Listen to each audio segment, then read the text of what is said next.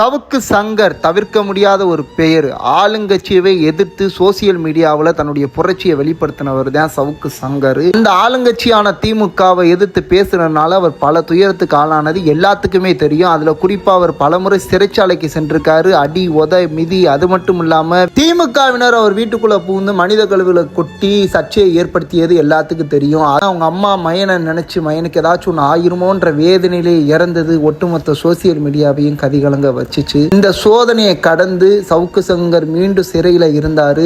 இப்போ ஆளுங்கட்சியான ஜோசப் விஜய் அவர்கள் பதவி ஏற்றதுனால இந்த சட்டத்தை ரத்து செய்து அவரை விடுதலை செஞ்சிருக்காங்க. அவர் விடுதலை ஆனோடையே தான் தாய் இருந்த அந்த வீட்டுக்கு எப்பயுமே எங்க அம்மா தான் நான் செயலுக்குள்ள இருந்து வந்து ஆராத்தி எடுப்பாங்க, எங்க அம்மா இல்லைன்ற ஒரு வேதனையா அவர் பேசுற வார்த்தை நெஞ்சு அப்படியே கதிகலங்க வைக்குது. இது எவ்வளவு பெரிய ஒரு துயர சம்பவம் தெரியுமா? அது சாதாரணமா கடந்து பெற முடியாது. என்னமா இருந்தாலும் அவர் ஒரு ரூலிங் பார்ட்டிக்கு விரோதமா பேசினாரு. அது அவருடைய சுயநலமா இருக்கட்டும், ஒரு பொதுநலமா இருக்கட்டும், இருந்தாலும் ஒரு இழப்புன்றது அதை ஈடுகட்ட முடியாது. எதை நினைச்சு கவலைப்படாதீங்க.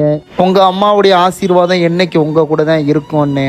ஒவ்வொரு வாட்டியும் ஜெயில இருந்து வரும்போது அம்மா தான் அரத்தி எடுப்பாங்க. அம்மா இனிமேல் இருக்க மாட்டாங்கன்றதே நம்ப முடியல, இருக்க மாட்டாங்கன்றத பிலீவே பண்ண முடியல. நான் கடைசி அரெஸ்ட் ஆகி போகும்போது சமைச்சிக்கிட்டு இருந்தேன். அதுக்கப்புறம் வர்றேன்,